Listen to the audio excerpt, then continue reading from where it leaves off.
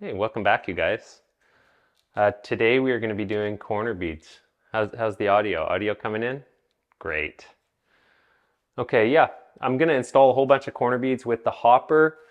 And, just like in the last one, Vancouver Carpenter Unchained, today I think we'll talk about the people I learned drywall from as I do the bulk of the corner bead here. So, one of the things that you might not know is that I was not like trained by drywallers in the typical sense. I'm actually a ticketed carpenter. So for the first 5 years of my career, I did way more carpentry than drywall. Framing, forming, finished carpentry, all that fun stuff. And for some reason, whenever I would see the drywallers, especially the mudders, I was always like, I want to know how they do what they do. I was just like intrigued by it. And I have my mud mix a lot thicker than I did yesterday when doing the taping. With corner bead, I don't like the mud too thin. In one side. And it's a little heavy, but I'd rather have it too much than too little. So I'm just going to go with that. Okay, so there's our top one. Do the bottom one. And yeah, we're taping right onto wood. Can't tape to wood. So I wouldn't tape to wood where it's visible. Come on. But I'm taping to wood. Come on, you can do it. I'm taping to wood where it's not going to be seen. Okay. All right, now let's get some more of these cut to length. All right, so I got an apartment. My wife and I, we bought our first apartment and I had to do some drywall work in it. And one of my coworkers, like my foreman at the time, was like, oh, don't even try, just hire Ian. So Ian was the first drywaller we used to see around on the jobs. Yeah, and he was like, don't even try. But of course, I'm stubborn and kind of spiteful. And if somebody tells me not to try something, I'm going to try it. And I also thought, like, why wouldn't I want to learn how to do this in the long run and save myself some money? So I did the patching in my own place. And I did, it was probably a bit lumpy, but I couldn't tell at the time. I did a half decent job.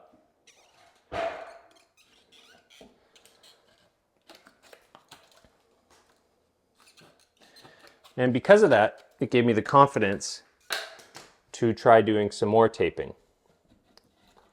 Does that fit nice? A little snug. Kind of hard to fix at this point. Okay, right hand.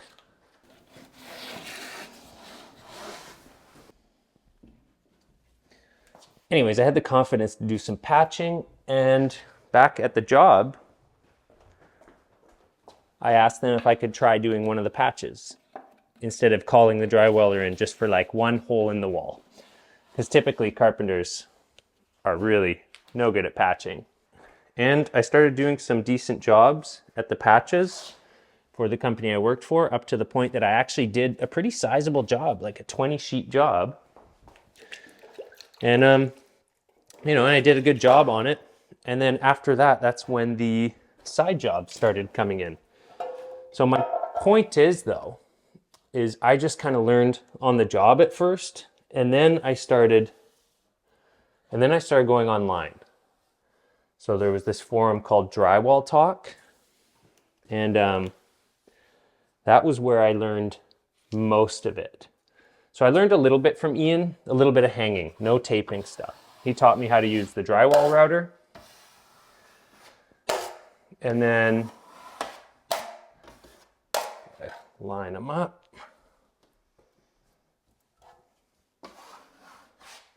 Yeah, he taught me how to use the drywall router. And then I would just go online learning all sorts of stuff. And the drywall forum was an interesting place. Drywall Talk, it's still there too. Like, you can go there.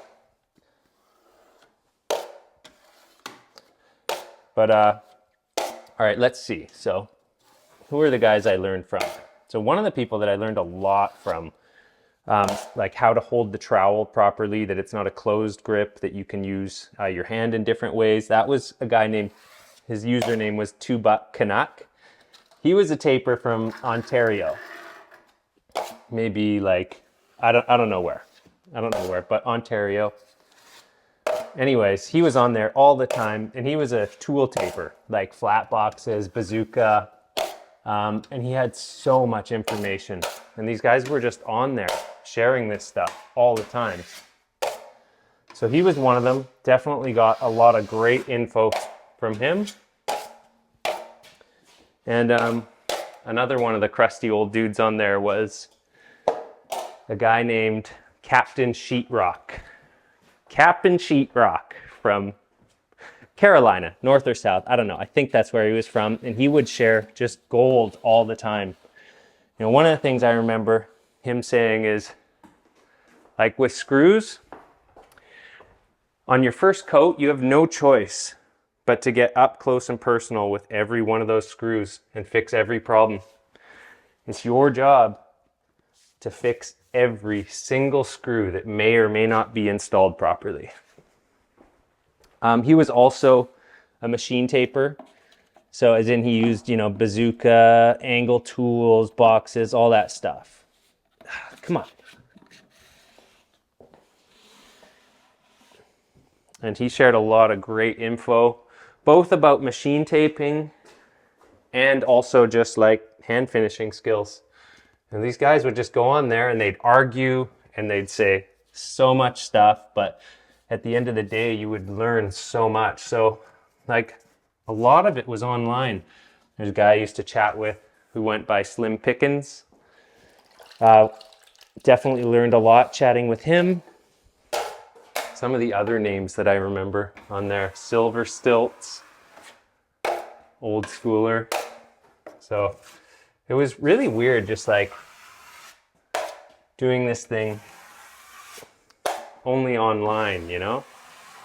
And I'd go back to framing during the day and then obsess about drywall in the evening. And I know that's really strange, but that is how I learned as much as I did about this trade while learning something else. You know, obsession is often one of the key ingredients to getting good at something. Anyways, so that was the first place that I learned a lot from. But then there was some tapers that I worked with IRL, as the kids say these days, in real life for the boomers. And okay, so the first person I worked with was a guy named Wayne. Hawk and trowel guy. Did it the same way that everyone around here does, which is with Wayne was, you know, he used the super taper, Hawk and trowel, flushers. The thing that I learned from Wayne was he was the first person I ever saw use quickset, and like he taught me about that little window of time where you can like polish it up, where it's just starting to kick off and you can smooth everything out. You know, it's like a 5-minute, 10-minute window where you can like lay it on thick and then sort of flatten it all out, get it looking how you want it to look. So that was Wayne, and he was the drywaller for one of the companies I did construction for, but I ended up working with him for a little bit. And then after that, there was another guy named Ed. I only worked with him for about a week, but what I learned working with Ed was Ed showed me that I was creating speed bumps, not flat walls. When I worked with Ed, everything he did was super tidy, but also like super built out. He taught me that if I can see the tape, there's not enough mud.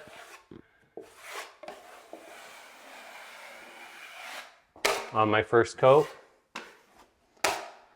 Yeah. That's what I learned the week working for him. Like every person that I've worked for, I've learned something interesting from.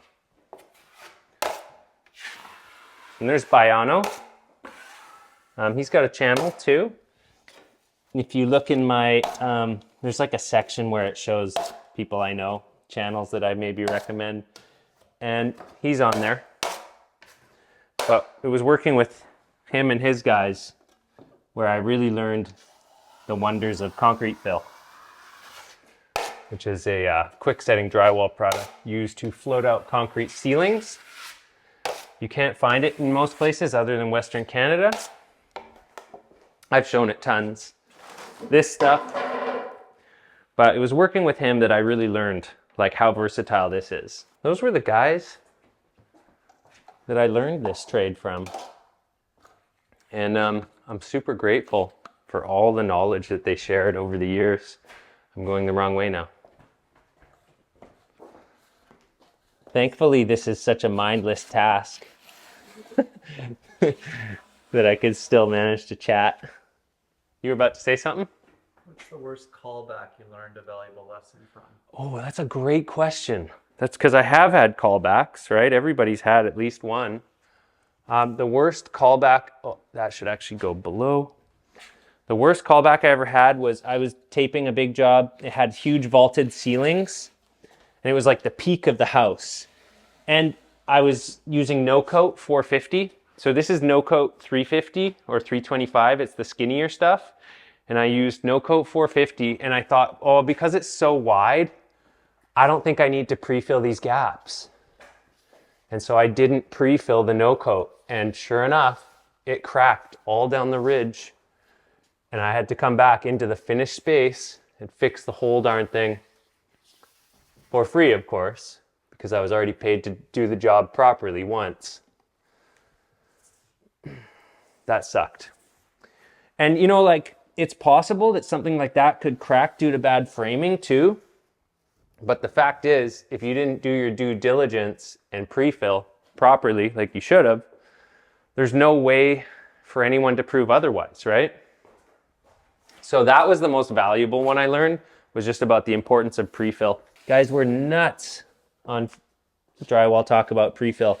There was virtually none of them said that that wasn't necessary. The mesh versus paper debate was always pretty fun on Concrete Talk, on Drywall Talk. There was huge threads about it, and anytime somebody, like a new person to the forum, came in and brought it up, they're just like, you know, people would do like the popcorn emoji and all that stuff, right? Because they knew, oh, here we go. A lot of the time, though, the more helpful people would just direct them to the original threads. There was another finisher who was a hand finisher on Drywall Talk, old timer. Oh, he probably wasn't that much older than me at the time, but his name was Moore. I believe he was from somewhere in Virginia, and he did really nice work. He would always post photos of his work. Hand finisher. That was where I learned about the roller for inside corners, the lamb's wool roller. That's how he did it. And I remember he also taped everything with Quickset because he was sure that it gave a better, more solid, long-lasting product. I don't know if he ever did convert to auto tools. Don't want to get too far ahead of myself. Yeah, I believe he started trying some of the auto tools, like he maybe tried a set of flat boxes or something, but any like seasoned hand finisher that goes and tries flat boxes is going to immediately notice that like flat boxes are great when the walls are perfect, but they don't do a good job when they're not. So I think a lot of people, when they first use flat boxes, like unless you're doing really big jobs or unless the walls are perfect, they kind of don't seem worth it at first. But yeah, I learned a lot from him. He was very active on there. Some of the guys on there were like just assholes.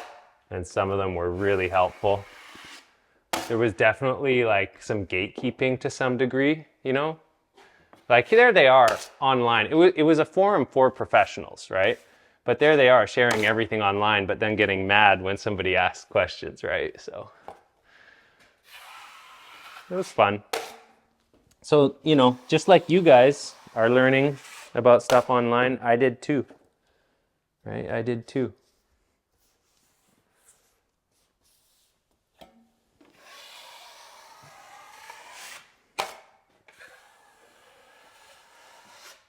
And it's been a long time since I worked with any other drywallers. Where I have learned the most information since working with any other tapers is actually from you guys in the comments. So I don't know everything. I do a good job, right? I'm good at showing you guys how to do something, but I don't know everything. And a lot of the time when I get called out in the comments, sometimes you guys are right. Sometimes you're right. And sometimes it's even said nice enough that I can hear it.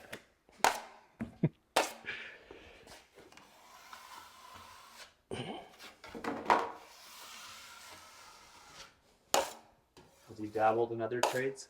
Dabbled in other trades. Well, I mean, painting, right? I'm a competent painter. I've never sprayed anything. I wouldn't claim to be like the fastest painter, but I'm a competent painter. Other trades. A little, I mean, like I've done concrete formwork, but that's part of carpentry. Love concrete formwork. Don't like working on large construction sites though. Large construction sites just have a nasty energy. It's full of people that wound up in the trades more than chose the trades. I think because, I don't know, there's something about commercial construction that can just be like not very nice. So I have done it because I wanted to learn it, but I didn't find that it was where I really want to spend my time. Like once the novelty of learning formwork wore off and the drudgery of the actual job kicked in, set in, I moved on. Went back to working on my own. Got any other fun questions, Nick? Anything that you want to try? That I want to try still? Yeah.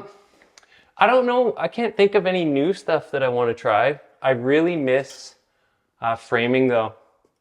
And maybe that's just because I just miss it in my head. And after a week of it, I'll be like, yeah, drywall's fine. But I miss framing and formwork. I miss swinging a hammer. One of my favorite things about concrete formwork, especially on the commercial site, was it felt like such a kind of like organic process. Like, you know, you go to the job box in the morning, strap on the tool belt, get your level, get an extension cord, hammer drill, skill saw, load up full of nails, and that's it for the day. And then you walk, you know, like 500 meters to wherever it is you're actually doing your work, and then you realize you brought the wrong nails and you have to walk all the way back to the can and wait in the lineup for the lifts. I don't miss that about commercial construction, but I miss like the feeling of having so few tools and like, you know, just skill saw and banging nails. So framing is a lot of nail guns, obviously, but I really what I loved about formwork was all the hand nailing and stuff. It was just fun. You know, I really felt like I was getting better at carpentry when I was doing that. And so I miss that. Lately, however, even though I've been doing this, you know, like on and off for 15 years now, I really feel like I've come around another learning curve with taping. It's just slow and steady, but with the actual hanging, I feel like I came around a learning curve recently. Definitely got faster at that on this job. This was a 100 sheeter. And I've been doing a lot of hanging lately, like hanging every job I tape. So that's given me lots of opportunity to get better. I definitely feel like I'm more competent in hanging because of what I've been doing the last 6 months. But yeah, I miss carpentry. I want to do more of it again.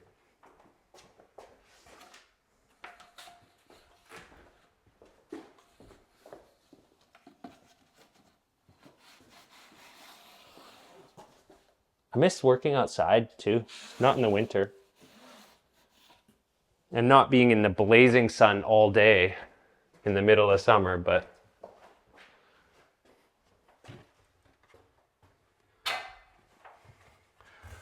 I would say for production, I really don't think there's a faster way to do corner beads than the hopper.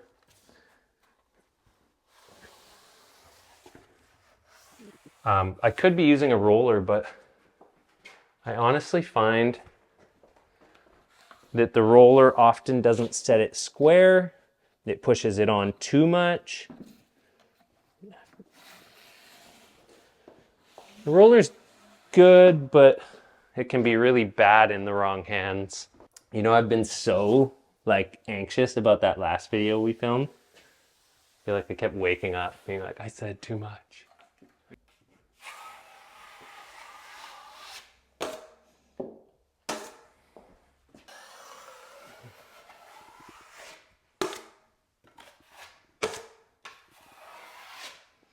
Should we try rolling a few just for fun? I have the roller. Okay. Columbia roller. Let's see what it does. Ah, I instantly regret that decision. I better finish this one bead, but that's no bueno. Ugh. In the corner roller's defense, some of that is because I have too much mud on the bead. Too much mud. But no, I'm not walking on that, and I'm not cleaning that up. One bead that way is enough. And I'm also not going to reset the hopper. It is what it is for the duration of this job. I don't mind if my beads are on just a little bit proud and that they have a lot of mud. A lot of mud under them. Do we say proud beads or bead pride? Both have totally different meanings.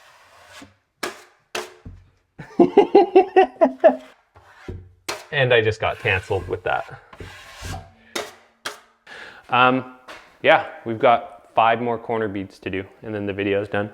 I believe before we had that little break that you guys didn't know about, I believe Nick and I were in the process of getting me canceled.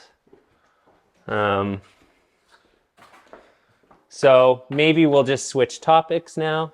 What should we talk about now? We only have 5 more minutes. Something like that. You got a new vehicle. I got a pickup truck. A Ford F-150. What do you used to drive? A blue minivan. A Dodge Grand Caravan. Forever. Like, I drove that thing into the ground. And I drove that because, well, because it was paid for up front and it owed me nothing. And as your dad always told you, Nick, the best vehicle you can have is the one you already own. You told me that when we were having conversations about getting a new vehicle. And I kept driving a minivan because I thought with 4 kids, it's the only thing that I would be able to, carry all my tools and my kids around. Until I realized one day, 1, that my van was a piece of crap and I had to replace it and I was tired of feeling embarrassed about it. And 2, that a full-size pickup truck, see, first I had to get my wife to agree to me getting a full-size pickup. And I learned something about full-size pickups. Like, she was like, why don't you look at a Tacoma? And I did. I sat in a Tacoma and I realized that Tacomas are the kind of vehicle that your wife makes you buy. So I decided to be a man and get a full-size F-150. I probably lost like 50 subs with those comments. Okay, I drive a Sandra. Yeah, but at least it's a V8. I mean, technically your truck's more manly than mine because yours is a V8 and mine is a sissy little turbo V6, which is actually pretty gutsy, but it sounds really wimpy. Like when you hammer the gas, it really takes off, but it's like whee, whereas it's not like brum, brum, brum, brum, brum. That's what a truck should sound like. Anyways, I don't regret it. It cost me like $1,000 a month, which is hefty, a little under. But I no longer ever have to be in the same compartment as like garbage, tools and materials. It's been way easier to keep tidy, and I actually feel like more professional when I come up to the job. And no offense, like I drove a minivan for like 8 years or something, so I'm not hating on anyone who is. But a truck feels different. It just does. This should sponsored by Ford. Sponsored by gas guzzling vehicles. I actually found that I'm not spending much more on gas versus the minivan, to be totally honest. Like I spend more at a time, but I don't feel like I'm filling up any sooner. So it's not the disparity that I would have expected. All in all, I feel like I don't feel like I could ever not have a pickup truck. My masculinity is complete.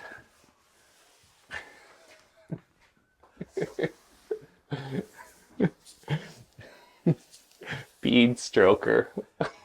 There's a lot of my DNA in that water.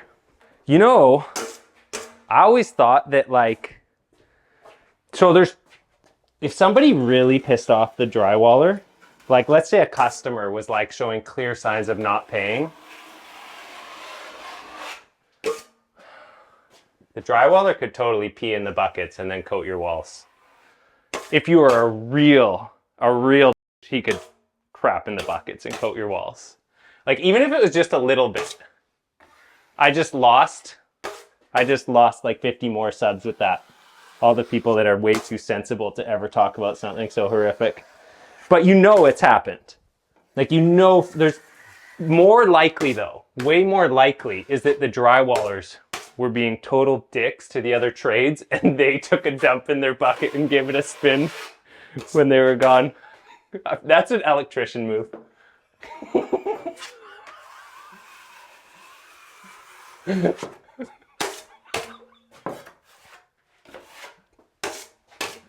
This has gone south.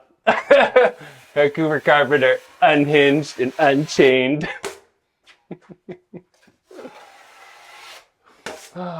Whatever. We're almost done.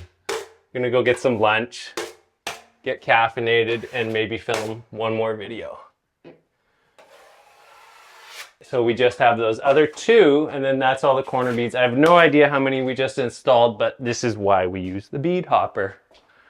Because it makes quick work. Quick work.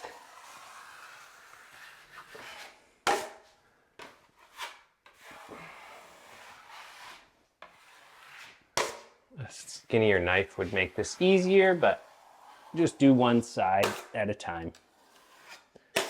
Look at all that mud on the floor. What a jerk. That needs a little tweak. That's good.